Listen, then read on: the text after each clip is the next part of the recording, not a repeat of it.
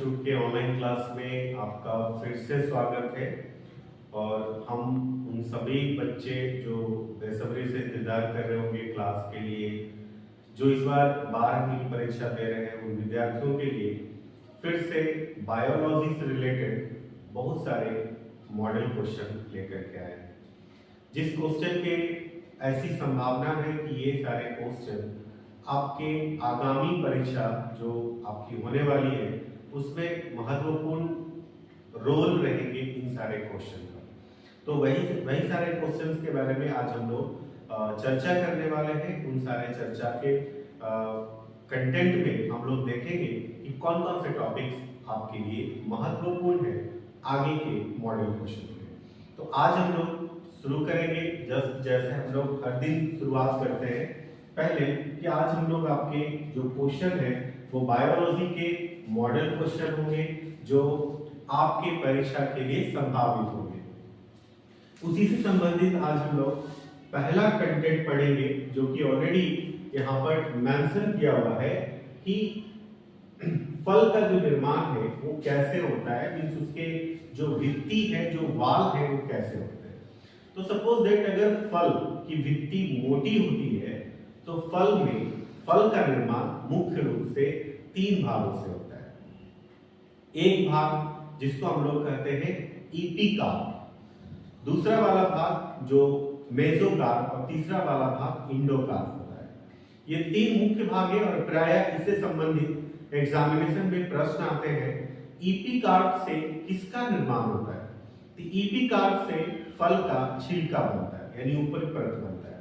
Mesocarp फल का गुद्दा का निर्माण करता है और इंडोकार्प फल का अंतिम काष्ठीय भाग यानी अंदर सीड का जो निर्माण है वो उसमें होता है, लास्ट वाला भाग जो कि इंडोकार्प होता है।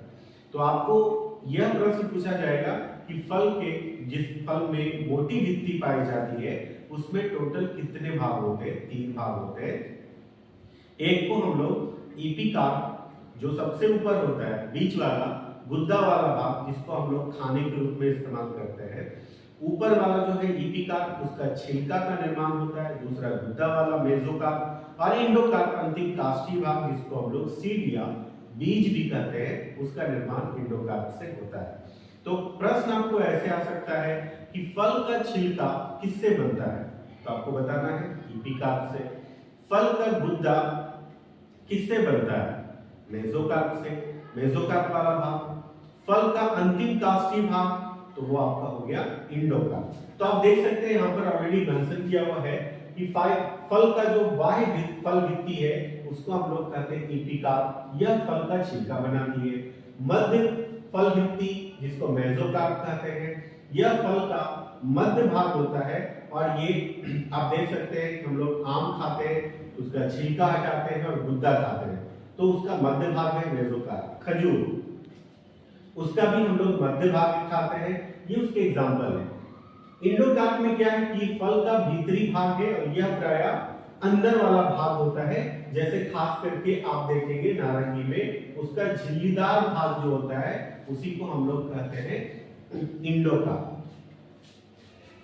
अगला जो कंटेंट है आप देखेंगे यहाँ पर फल जो है वो मुख्य रूप से 2 प्रकार के होते हैं, यानी फ्रूट जो है वो मुख्य रूप से 2 प्रकार के होते हैं। एक को हम लोग कहते हैं ट्रू फ्रूट और एक को हम लोग कहते हैं फॉल्स फ्रूट। ट्रू फ्रूट जिसको हम लोग हिंदी में कहते हैं सत्य फल, फॉल्स फ्रूट जिसको हम लोग कहते हैं असत्य फल, मिथ्या फल, असत्य फल और आभासी फल के नाम से भी जानते हैं फॉल्स फ्रूट को। तो यहाँ पर हम लोग देखेंगे ट्रू फ्रूट क्या है और फॉल्स फ्रूट क्या है। ट्रू फ्रूट में देखेंगे क्या, ट्रू फ्रूट में जो डिफिनेशन है ट्रू फ्रूट का आपको यहाँ पर दिया गया है कि ट्रू फ्रूट या फल जब फूल का केवल ओवरी ही फल के रूप में विकसित होता है तो उस तरह के फल को हम लोग ट्रू फ्रूट कहते हैं। यानी ट्रू फ्रूट का जो निर्माण है वो मुख्य रूप से ओवरी के द्वारा होता है, यानी ओवरी ही विकसित होकर फल का निर्माण करता है, तो ऐसे फल को हम लोग कहेंगे ट्रू फ्रूट। तो आपको याद रखना है कि ट्रू फ्रूट का निर्माण सिर्फ और सिर्फ किसके द्वारा हो रहा है, तो ओवरी के द्वारा हो रहा है। जो ओवरी बन रहा है वही ओवरी बाद में फल के रूप में विकसित हो जा रहा है और वैसे फल को हम लोग कहेंगे ट्रू फ्रूट। ट्रू फ्रूट का कुछ एग्जांपल है जो हमने आपको यहाँ पर दिया है। एक है आपका, ये आप सभी जानते होंगे, इसको सहतूत कहते हैं और प्रायः जो गांव वगैरह में रहते हैं लोग वो इस फल को खाए होंगे। शहर वाले लोग तो नहीं खाए होंगे, कारण है कि शहर वाले लोग इन सारे फल के बारे में उतना विस्तार से जानते भी नहीं। सहतूत जो है ये आपका ट्रू फ्रूट का एग्जांपल है। दूसरा ट्रू फ्रूट का एग्जांपल आपका अंगूर भी है। यहाँ पर टोमेटो, टमाटर और ये आम, ये सभी ट्रू फ्रूट का एग्जांपल है।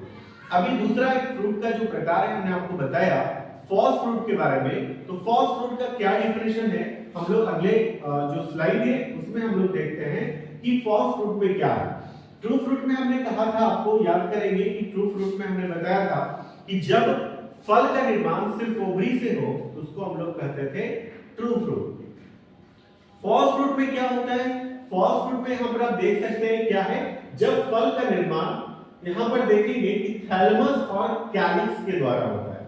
यानी जब फल का निर्माण थैलेमस और कैलिक्स के द्वारा होता है, यानी दोनों मिलकर के फल का निर्माण करता हो, तो ऐसे फल को हम कहेंगे फॉल्स फ्रूट। ये फॉल्स फ्रूट मुख्य रूप से कौन-कौन से हैं? तो ऐसे फॉल्स फ्रूट में आप देखेंगे तो आपका एप्पल ये फॉल्स फ्रूट का उदाहरण आएंगे। आपका ये जो भाग है कटहल, ये आपका फॉल्स फ्रूट के उदाहरण में आएंगे। ये अखरोट, ये भी आपका फॉल्स फ्रूट के अंतर्गत आएंगे। ये भी आपका फॉल्स फ्रूट का एग्जांपल है। तो यहाँ पर मुख्य रूप से आपको क्या याद रखना है कि फ्रूट मुख्य रूप से दो प्रकार के होते हैं। एक को हम लोग ट्रू फ्रूट कहते हैं, एक को हम लोग फॉल्स फ्रूट कहते हैं। ट्रू फ्रूट का निर्माण सिर्फ ओवरी के द्वारा होता है, यानी ओवरी ही विकसित होकर के फल का निर्माण कर लेता है, वो ट्रू फ्रूट होता है। फॉल्स फ्रूट का निर्माण दो भाग से मिलकर के होता है। एक भाग थैलेमस होता है और दूसरा भाग हमारा आपका कैलिक्स होता है। ये दोनों मिलकर के फल का निर्माण करता है। और दोनों में कौन-कौन से फल है उसको आप याद रखिएगा। कभी-कभी क्वेश्चन में एक ऑब्जेक्टिव में यानी एमसीक्यू में मल्टीपल चॉइस क्वेश्चन में ये क्वेश्चन दिया जाता है कि इनमें से कौन ट्रू फ्रूट है। तो ट्रू फ्रूट का एग्जांपल्स आपको कुछ याद रखना है, ध्यान रखना है, ताकि आप उस क्वेश्चन का आंसर आसानी से दे सकते हैं कि ट्रू फ्रूट में कौन आएगा, फॉल्स फ्रूट में कौन आएगा। ट्रू फ्रूट का अगर डिफिनेशंस भी याद है तो उसके थ्रू भी आप उसको आइडेंटिटी कर सकते हो कि ट्रू फ्रूट का कौन सा एग्जांपल है और फॉल्स फ्रूट का कौन सा एग्जांपल है। तो यहां तक आपने फ्रूट्स के बारे में जान लिया कि फ्रूट दो प्रकार के हैं और दोनों कौन-कौन से प्रकार के इसके बारे में आपने समझ लिया। आगे का जो कंटेंट है हम लोग देखते हैं कि आगे का जो कंटेंट है वो क्या है। अब यहाँ पर एक शब्द है पार्थेनोकार्पी। याद कीजिए, हम इससे पहले वाले वीडियोस में हमने आपको एक कंटेंट पढ़ाया होगा पार्थेनोजेनेसिस। पार्थेनोजेनेसिस में हमने आपको बताया था कि जब कोई जीव बिना निषेचन की क्रिया, बिना फर्टिलाइजेशन की क्रिया को किए हुए जब वो फल का जब वो जीव का उत्पत्ति कर लेता है तो उसको हम लोग कहते थे पार्थेनोजेनेसिस। यानी जब कोई जीव बिना निषेचन की क्रिया को किए हुए अपने संतान को जन्म दे दे तो उस प्रकार की घटना को पार्थेनोजेनेसिस कहते थे। उसी से सिमिलर, मिलता जुलता एक नाम है पार्थेनोकार्पी। तो पार्थेनोकार्पी में क्या है उसका डिफिनेशन, कुछ पौधों में फर्टिलाइजेशन के बिना ही फल का निर्माण हो जाता है। फर्टिलाइजेशन के बिना फल की उत्पत्ति क्रिया को ही हम क्या कहेंगे, आनिषेक फलन या पार्थेनोकार्पी कहेंगे। यानी जैसे जीवों में था वैसे यहाँ पर भी हो रहा है कि कुछ पौधों में फर्टिलाइजेशन नहीं होता है और बिना फर्टिलाइजेशन का वो क्या कर रहा है, फल का निर्माण कर लेता है। तो ऐसी घटना को या ऐसी प्रक्रिया को हम कहेंगे पार्थेनोकार्पी। और ये पार्थेनोकार्पी का एग्जांपल कौन-कौन है, कौन-कौन सा ऐसा फल है जो पार्थेनोकार्पी है, यानी बिना फर्टिलाइजेशन की क्रिया को किए हुए फल का निर्माण कर लेता है। कौन-कौन है उसमें हम यहाँ पर देखेंगे। यहाँ पर ये है केला, ये है अनानास, ये है संतरा और ये है अंगूर। ये सभी पार्थेनोकार्पी के उदाहरण हैं। अर्थात इसमें बिना फर्टिलाइजेशन की क्रिया हुए ये फल का निर्माण कर लेते हैं। तो आपने यहाँ पर देखा पार्थेनोकार्पी। अगर आपको प्रश्न आ जाए कि पार्थेनोकार्पी क्या है, तो आप ये डिफिनेशन आप लिख सकते हैं कि कुछ पौधों में फर्टिलाइजेशन के बिना ही फल जो है वो बन जाते हैं, और इस फल के बनने की प्रक्रिया, बिना फर्टिलाइजेशन के फल के बनने की प्रक्रिया यही कहलाती है पार्थेनोकार्पी। तो आपने देखा पार्थेनोकार्पी के बारे में। उम्मीद है कि आप इस प्रश्न को, अगर आपके प्रश्न आते हैं क्वेश्चन पेपर में, तो आप जरूर इसका सॉल्यूशन या उसका आंसर आप आसानी के साथ इस डिफिनेशन के साथ लिख लेंगे और आपको पूरा मार्क यहाँ पर मिल जाएगा। अब आते हैं हम लोग आगे का कंटेंट में। आगे का कंटेंट है कि नर जनन अंग, मेल रिप्रोडक्टिव ऑर्गन। तो मेल रिप्रोडक्टिव ऑर्गन जो है, ये आपको बात हो रही है यहाँ पर, जो कंटेंट है ये ह्यूमन से रिलेटेड है, और ये चैप्टर नंबर 3 ह्यूमन रिप्रोडक्शन की कंटेंट से लिया गया कंटेंट है। इसमें है मेल रिप्रोडक्टिव ऑर्गन, इसको हिंदी में कहेंगे नर जनन अंग। पहले हम आपको बता दें कि नर जनन अंग कौन है। तो नर जनन अंग को हम लोग मुख्य रूप से टेस्टिस कहते हैं, जिसको हिंदी में वृषण कहा जाता है। और ये टेस्टिस नर जनन अंग है, अर्थात मेल रिप्रोडक्टिव ऑर्गन है। और ये टेस्टिस का पहला मेन काम क्या है? स्पर्म का निर्माण करना। अब बात है कि स्पर्म क्या है, तो स्पर्म जो है वो मेल गैमेट कहलाता है, जिसको हिंदी में हम लोग नर युग्मक कहते हैं। ऑलरेडी हमने यहाँ पर स्लाइड में मेंशन भी किया होगा, नर युग्मक मेल गैमेट क्या है? स्पर्म, जिसको हिंदी में हम लोग क्या कहते हैं? शुक्राणु कहते हैं। वैसे ही फीमेल का भी फीमेल रिप्रोडक्टिव ऑर्गन, अर्थात मादा जनन अंग होता है, और वो मादा जनन अंग को हम लोग ओवरी कहते हैं। यहाँ पर आपको ऑलरेडी लिखा हुआ मिलेगा ओवरी, और इसको हिंदी में अंडाशय कहते हैं। वैसे ही ओवरी का मेन काम क्या है? फीमेल गैमेट का निर्माण करना, यानी मादा युग्मक का निर्माण करना। यहाँ लिखा हुआ फीमेल गैमेट, और ये फीमेल गैमेट का निर्माण करता है, अर्थात ओवा या ओव्यूल या एग का ये निर्माण करता है ओवरी। तो यहाँ पर आपने पहला चीज क्या देखा? पहला चीज आपने देखा कि मेल रिप्रोडक्टिव ऑर्गन का नाम क्या है? टेस्टिस है। मेल गैमेट क्या बनाता है? टेस्टिस मेल गैमेट बनाता है। मेल गैमेट का नाम क्या है? तो स्पर्म है। उसी तरह से आप यहाँ पर देख रहे हैं कि फीमेल रिप्रोडक्टिव ऑर्गन का नाम क्या है? तो फीमेल रिप्रोडक्टिव ऑर्गन का नाम ओवरी है, और ये क्या बनाता है? तो फीमेल गैमेट बनाता है, जिसका नाम क्या है? ओवा या ओव्यूल या एग कह सकते हैं, ये इसका निर्माण करता है। तो इसके संदर्भ में पहले ही हम आपको कुछ कंटेंट बताए थे। वो कंटेंट हम क्या बताए थे?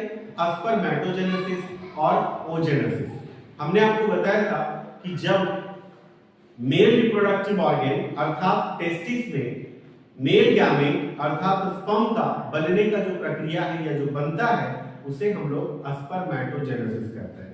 उसी तरह से हमने आपको ये भी बताया था कि फीमेल रिप्रोडक्टिव ऑर्गन अर्थात ओवरी में फीमेल गैमेट ओवा या एग का बनना, ये कहलाता है ओजेनेसिस। ये दोनों कंटेंट हमने आपको बताया था जो ह्यूमन से रिलेटेड थे। खास करके ये दोनों कंटेंट हमने आपको बताया। इसके बाद एक है स्पर्मेटोजेनेसिस और एक है ओजेनेसिस। यहाँ पर स्पर्मेटोजेनेसिस को बताने की जरूरत ये है कि मानव में एक पीरियड होता है जिसको हम लोग कहते हैं रिप्रोडक्टिव पीरियड, जहां से रिप्रोडक्शन करने की क्रिया शुरू हो सकती है, यानी वो कैपेबल होता है इस प्रोसेस को करने के लिए। तो एक प्रश्न आता है एग्जामिनेशन में, प्राय ये क्वेश्चन पूछा भी गया है कई बार, कि कौन सी क्रिया पहले होती है। अर्थात कौन सी क्रिया का मतलब ये हुआ कि आपको स्पर्मेटोजेनेसिस की क्रिया पहले शुरू होती है कि आपका ओजेनेसिस की क्रिया पहले शुरू होती है। तो यहां पर आपको बताना है कि स्पर्मेटोजेनेसिस की क्रिया बाद में होती है, ओजेनेसिस की क्रिया पहले होती है। अब यहां पर आप पूछ सकते हैं कि कैसे कह सकते हैं कि स्पर्मेटोजेनेसिस की क्रिया बाद में होती है और ओजेनेसिस की क्रिया पहले होती है। तो उसका प्रमाण ये है कि स्पर्मेटोजेनेसिस की क्रिया, हमने आपको अभी बताया कि स्पर्मेटोजेनेसिस का मतलब क्या होता है, यानी टेस्टिस में स्पर्म का बनने की प्रक्रिया। तो टेस्टिस में स्पर्म बनने की प्रक्रिया मेल में शुरू होती है 11 से 13 वर्ष में। जब किसी मेल की आयु 11 से 13 वर्ष होती है, तब टेस्टिस में स्पर्म बनने की क्रिया शुरू होती है, जबकि फीमेल में उनका एग का बनना शुरू हो जाता है 9 से 11 वर्ष की आयु में। यानी ओजेनेसिस की क्रिया 9 से 11 साल में शुरू हो रही है और स्पर्मेटोजेनेसिस की क्रिया 11 से 13 वर्ष की आयु में शुरू हो रही है। तो अब आप बताइए कि पहले कौन हो। आप खुद इस क्वेश्चन का आंसर अपने से दे सकते हैं, क्योंकि 9 से 11 में ओजेनेसिस और 11 से 13 में स्पर्मेटोजेनेसिस, यानी इससे स्पष्ट हुआ कि पहले होता है ओजेनेसिस की क्रिया, क्योंकि 9 से 11 वर्ष की आयु में शुरू हो रही है। 11 से 13 में स्पर्मेटोजेनेसिस की क्रिया, यानी यह क्रिया बाद में हो रही है, इसलिए हम उसको कहेंगे कि स्पर्मेटोजेनेसिस की क्रिया बाद में और ओजेनेसिस की क्रिया पहले। तो अगर प्रश्न आए कि पहले कौन सी क्रिया, तो आप लोग क्लियरली इसका आंसर दे सकते हैं कि ओजेनेसिस की क्रिया पहले होती है और स्पर्मेटोजेनेसिस की क्रिया बाद में होती है। कोई पूछे कैसे, तो आप उसको जरूर डिफाइन कर सकते हैं कि कैसे हम कह सकते हैं कि ओजेनेसिस पहले और स्पर्मेटोजेनेसिस बाद में होती है। अभी हम लोग आगे का जो कंटेंट है उसको देखते हैं कि आगे क्या करना है, क्या पढ़ना है हम लोगों को। वो है मासिक चक्र, मेंस्ट्रुअल साइकिल। यह भी कंटेंट हम लोग ऑलरेडी पहले वाले वीडियो में हम आपको बताए हैं, जहां पर हम आपको ओएस्ट्रस साइकिल और मेंस्ट्रुअल साइकिल के संदर्भ में बात बताए थे।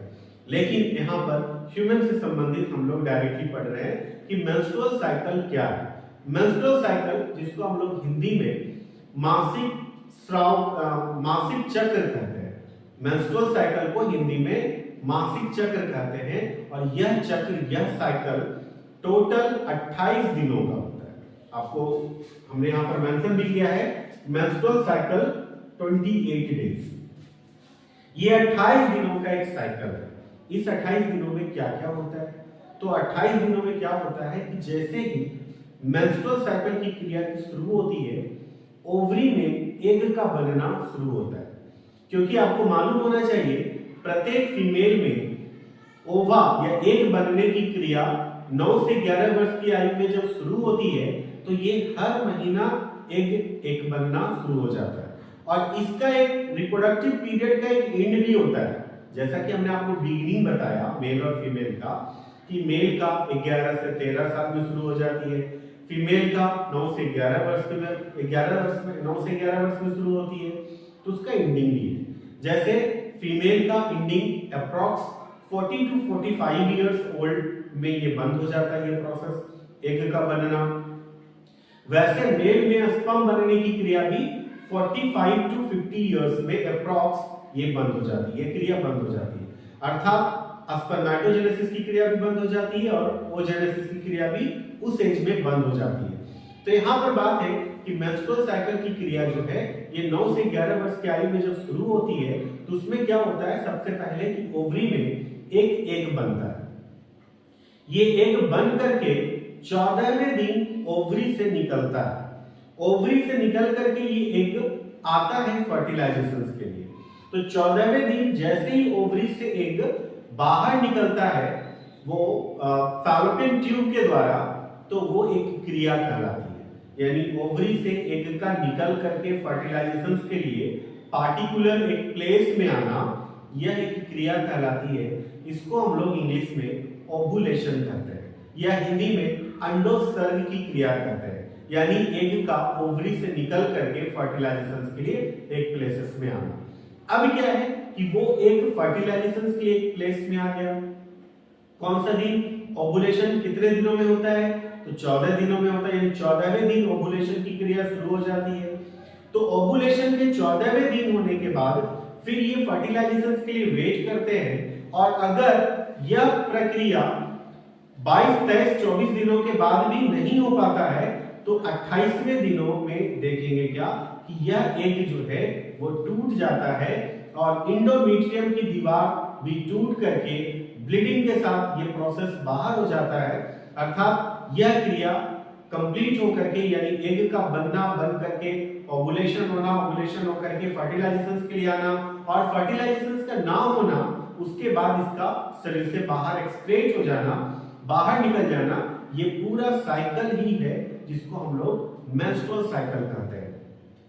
लेकिन जैसे ही 28वें दिन ये मेंस्ट्रुअल साइकिल की क्रिया कंप्लीट होती है, उसके बाद एक प्रोसेस और होता है कि जब वो एग टूट जाता है, तो वो एग फिर एंडोमेट्रियम की जो दीवार है, यानी गर्भाशय की जो दीवार है, वो सभी टूट करके वो धीरे धीरे शरीर से बाहर निकल जाते हैं और उस क्रिया को हम लोग कहते हैं मेंस्ट्रुएशन। क्या कहते हैं?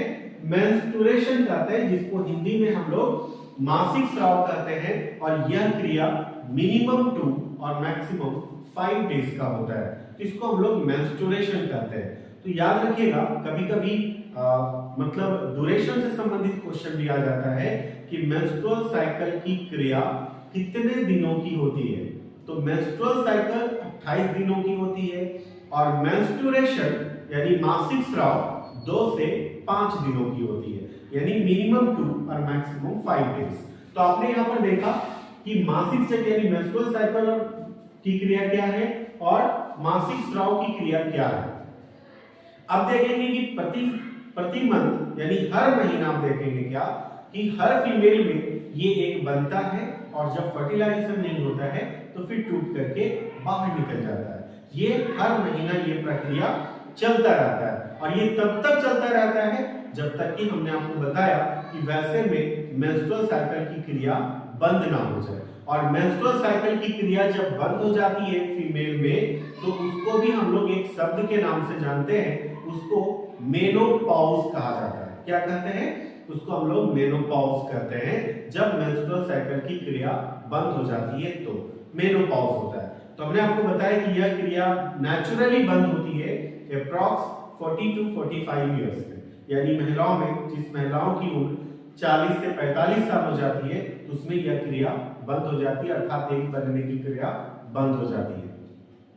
अब यहाँ पर बात है कि जब ये इतनी पीरियड है 9 से 11 वर्ष से शुरू होकर 40 से 45 साल की आयु तक की ये क्रिया चलते रहती है, तो इससे रिलेटेड भी एक एमसीक्यू में क्वेश्चन आता है। इसका क्वेश्चन एक बार एक साल पूछा गया है बोर्ड के एग्जाम में कि एक फीमेल अपने रिप्रोडक्टिव पीरियड में, रिप्रोडक्टिव पीरियड कितना हो गया तो 9 से 11 वर्ष से शुरू होकर 40 से 45 साल की आयु तक, तो उस समय तक में एक फीमेल कुल कितने एग का निर्माण करते हैं। तो इसका याद रखिएगा, लगभग 400 से 450 एग का निर्माण ये फीमेल के संदर्भ में बताया गया है। तो आप इसको ध्यान रखिएगा कि लगभग 400 से 450 अंडे का निर्माण एक फीमेल अपने पूरे रिप्रोडक्टिव पीरियड में कंप्लीट करते हैं। तो आई होप आप ये प्रोसेस को समझ गए होंगे कि मेंस्ट्रुअल साइकिल क्या है और दूसरा मेंस्ट्रुएशन क्या है। तो अगर ये क्वेश्चन आए तो कभी भी आप इसको गलत नहीं करेंगे, आसानी के साथ इन सारे प्रश्नों का आंसर आप दे सकते हैं। और ये अवधि से रिलेटेड, अगर डे से संबंधित अगर ये क्वेश्चन आ जाए कि मेंस्ट्रुअल साइकिल कितने दिन का होता है या मेंस्ट्रुएशन कितने दिन का होता है, तो भी प्रश्न में आप कहीं कंफ्यूज नहीं करेंगे, आसानी के साथ उस प्रश्न का आंसर दे पाएंगे। आगे का कंटेंट हम लोग देखते क्या है। एक है एम्पुला, एक शब्द है एम्पुला। एम्पुला क्या है? तो एम्पुला एक पार्टिकुलर स्थान का नाम है। कौन सा स्थान का नाम है? तो अभी हमने आपको बताया कि 14वें दिन ओवरी से एग निकल करके फैलोपियन ट्यूब के माध्यम से ये एम्पुला के पास आता है। उस प्लेस का नाम है एम्पुला और यहीं पर आकर वो स्पर्म का वेट करता है ताकि वहां पर एग के पास स्पर्म आए और स्पर्म एग से मिलकर फर्टिलाइजेशन की क्रिया को कंप्लीट कर दे। और पार्टिकुलर इसी प्लेस में एम्पुला में ही या एम्पुला के पास ही फर्टिलाइजेशन की क्रिया प्रत्येक फीमेल में कंप्लीट होती है। तो आपको ये भी प्रश्न आएगा कि फीमेल के कौन से रिप्रोडक्टिव ऑर्गन के कौन से प्लेसेस में फर्टिलाइजेशन की क्रिया कंप्लीट होती है। तो याद रखिएगा कि वो प्लेस का नाम है एम्पुला, जहां पर फर्टिलाइजेशन की क्रिया कंप्लीट होती है।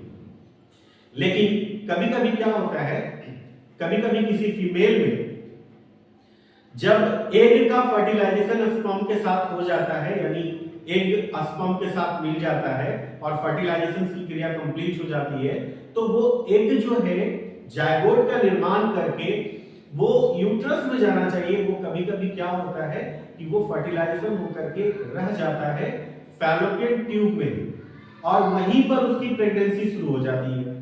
तो ऐसे प्रेगनेंसी जो है वो काफी डेंजरस होती है और ऐसे प्रेगनेंसी का जो टाइमिंग है वो ज्यादा टाइमिंग तक का नहीं होता है। क्यों? क्योंकि फैलोपियन ट्यूब का स्पेस काफी कम होता है, वहां पर एक बच्चा का ग्रोथ या बच्चे का पूरा डेवलपमेंट नहीं हो सकता है। कुछ समय तक वो एम्ब्रियो धीरे धीरे विकास करेगा, लेकिन उसका खत्म हो जाना निश्चित है। तो जब अगर एक क्वेश्चन आपको ये आ जाए कि मान लीजिए कि अगर एग का स्पर्म के साथ फर्टिलाइजेशन हो गया और जो प्रेगनेंसी की शुरुआत हुई है फीमेल में, वो अगर फैलोपियन ट्यूब में ही प्रेगनेंसी हुआ हो तो उसको हम क्या कहेंगे? तो उसको मेडिकल टर्म्स में हम लोग कहते हैं एक्टोपिक प्रेगनेंसी। अगर आपको मालूम है कि ऐसा कंडीशन है कि प्रेगनेंसी जो है वो फैलोपियन ट्यूब में है, इसको कहेंगे एक्टोपिक प्रेगनेंसी, या इसका दूसरा नाम है ट्यूबल प्रेगनेंसी। यानी एक्टोपिक प्रेगनेंसी और ट्यूबल प्रेगनेंसी का मतलब क्या हुआ कि जब प्रेगनेंसी की शुरुआत फैलोपियन ट्यूब में हुआ हो, तो ऐसे को हम लोग कहेंगे एक्टोपिक प्रेगनेंसी या ट्यूबल प्रेगनेंसी। और हमने बताया है कि इस प्रकार की प्रेगनेंसी ज्यादा समय तक नहीं रह सकता है, बिकॉज क्योंकि ये फैलोपियन ट्यूब में हुआ है और फैलोपियन ट्यूब में उतना स्पेस नहीं होता है कि बच्चों का पूरा ग्रोथ हो सके और वो बच्चा पूर्ण रूप से विकसित हो सके। इसलिए इस बीच में आपको ये प्रोसेस क्या करना होगा कि ऐसे प्रेगनेंसी को खुद से टर्मिनेट करवाना होगा। नहीं तो नॉर्मली अगर आपकी जानकारी के अभाव में ऐसा होगा तो कभी कभी ऐसा होता है कि फैलोपियन ट्यूब के माध्यम से ये पूरा फट जाता है, ये जो एम्ब्रियो है वो फट जाता है, जो कि खास करके वैसे फीमेल के लिए एक डेंजरस स्थिति हो सकती है। तो इस कंटेक्स्ट को हम लोग ध्यान में रखेंगे कि अगर प्रेगनेंसी की शुरुआत फैलोपियन ट्यूब में हुआ तो उसको हम लोग कहेंगे ट्यूबल प्रेगनेंसी या एक्टोपिक प्रेगनेंसी। अभी यहाँ पर हम लोग देखेंगे placenta formation and foetus nutrition. अभी हम देखेंगे क्या कि जब प्रेगनेंसी की शुरुआत हो जाती है तो हर महीने बच्चों में कुछ ना कुछ परिवर्तन होता है, धीरे धीरे उसका विकास होता है। जैसे उसके सबसे पहला महीना जो प्रेगनेंसी का होता है वो उसमें बच्चों का हृदय बन जाता है। और आप सभी जानते होंगे कि बच्चों का पूरा डेवलपमेंट होने के लिए ह्यूमन में टोटल 9 महीना का समय लगता है, या अगर सप्ताह में देखें तो लगभग 36 सप्ताह का समय लगता है। और जब प्रेगनेंसी की शुरुआत होती है तो प्रथम महीना ही वो हृदय का निर्माण हो जाता है, यानी हार्ट का निर्माण हो जाता है। तो ये भी प्रश्न आता है एग्जामिनेशन में कि प्रेगनेंसी के प्रथम माह शरीर के भ्रूण के कौन से शरीर के अंग या कौन से अंग का निर्माण होता है? तो अंग का निर्माण जो होता है वो होता है हार्ट, यानी हृदय का निर्माण होता है। और वो हृदय का निर्माण होने के बाद धीरे धीरे फिर सभी अंगों का निर्माण हो जाता है और बच्चा पूर्ण रूप से विकसित हो जाता है। आपको पता होना चाहिए कि बच्चा गर्भ के अंदर जब रहता है तो वो एक तरह से पूरी तरह से लैमिनेट रहता है। जैसे हम लोग प्लास्टिक लैमिनेशन में अपने पेपर को डाल के लैमिनेट करवा देते हैं, वैसे वो मेम्ब्रेन यानी झिल्ली के द्वारा पूरी तरह से कवर्ड होता है। बच्चा जो है वो माँ के उसका जो एक अम्बिलिकल कॉर्ड यानी नाभि रज्जु जिसको कहते हैं, यानी डोरी के जैसे एक रचना होती है बच्चों में जो जुड़ी होती है, कनेक्टेड होती है, उसको हम लोग अम्बिलिकल कॉर्ड कहते हैं। वो अम्बिलिकल कॉर्ड जो है वो माँ के प्लासेंटा से जुड़ा रहता है और जिसके कारण माँ जो भी आहार लेती है उसका न्यूट्रिशन यानी उसका जो पोषण है वो बच्चों तक वही अम्बिलिकल कॉर्ड के माध्यम से पहुंचता है। इसीलिए विशेषकर जैसे किसी फीमेल में प्रेगनेंसी की शुरुआत होती है तो वैसे ही उस फीमेल के पूरे डाइट चार्ट जो है वो प्रेगनेंसी के दौरान उनको दिया जाता है, क्योंकि अब उनको भोजन उसी तरह से करना है कि बच्चों को पूरी तरह से न्यूट्रिशन मिल सके, पूरी तरह से पोषण मिल सके, जिससे बच्चे का शारीरिक विकास और मानसिक विकास दोनों सिस्टमैटिकली होता है। इसीलिए उस तरह का डाइट खास के वैसे फीमेल को सजेस्ट किया जाता है डॉक्टर के थ्रू। तो बच्चा जो है गर्भ के अंदर यानी एक यूट्रस के अंदर होता है, प्लासेंटा से जुड़ा रहता है और प्लासेंटा से जुड़े रहने के बाद उसमें जो एक नाभि रज्जु है वही उसका पूरा का पूरा न्यूट्रिशन माँ के थ्रू बच्चे को प्रोवाइड होती है। तो खास करके आप देख रहे होंगे यही है नाभि रज्जु, यानी इसको अम्बिलिकल कॉर्ड कहते हैं और ये प्लासेंटा है। प्लासेंटा से देख रहे होंगे यहाँ पर कि प्लासेंटा से जो है जुड़ा हुआ है ये नाभि रज्जु और बच्चे के बीच में है, और यही जो है जो भी माँ भोजन कर रही है इसी प्लासेंटा से में आ रहे हैं और प्लासेंटा से इसी नाभि रज्जु के द्वारा जा रहा है।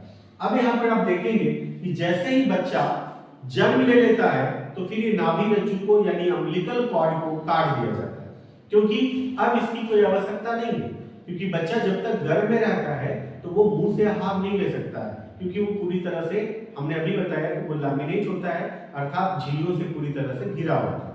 तो इसलिए वो मुंह से आहार नहीं ले सकता है, इसलिए सारा आहार या जो भी न्यूट्रिशन है, जो भी पोषण है, उस बच्चा को मुख्य रूप से जाता है वो नाभि रज्जु के द्वारा अर्थात अम्बिलिकल कॉर्ड के द्वारा।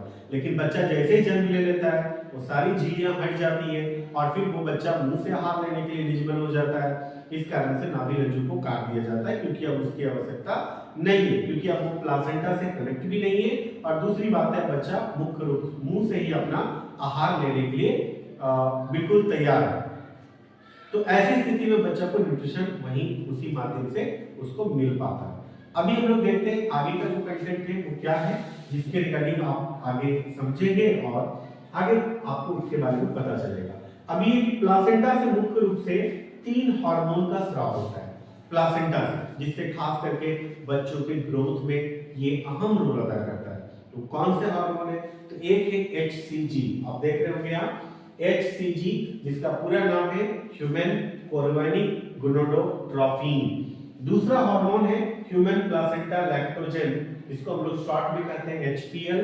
और तीसरा है एस्ट्रोजन एंड प्रोजेस्टेरोन। ये तीनों हार्मोन, खास के तीनों नहीं चारों हो सकते हैं, ये जो भी हार्मोन है ये सभी हार्मोन प्लासेंटा से स्रावित होते हैं।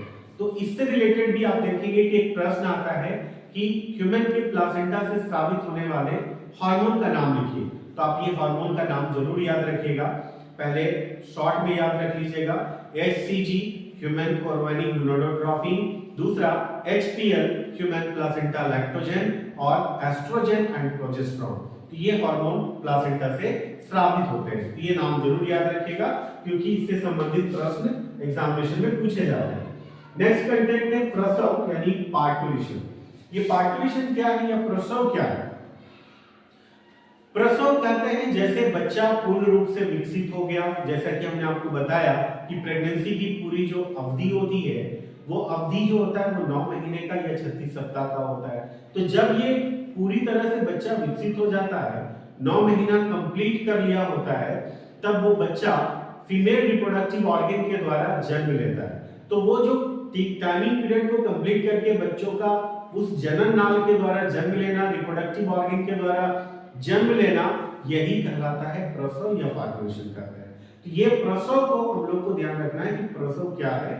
तो वो है बच्चों का जन्म लेना, पूर्ण रूप से विकसित होकर रिप्रोडक्टिव ऑर्गन के द्वारा जन्म लेना, यही कहलाता है प्रसव। नेक्स्ट का जो कंटेंट है वो है क्या? दुग्ध स्रवण यानी लैक्टेशन।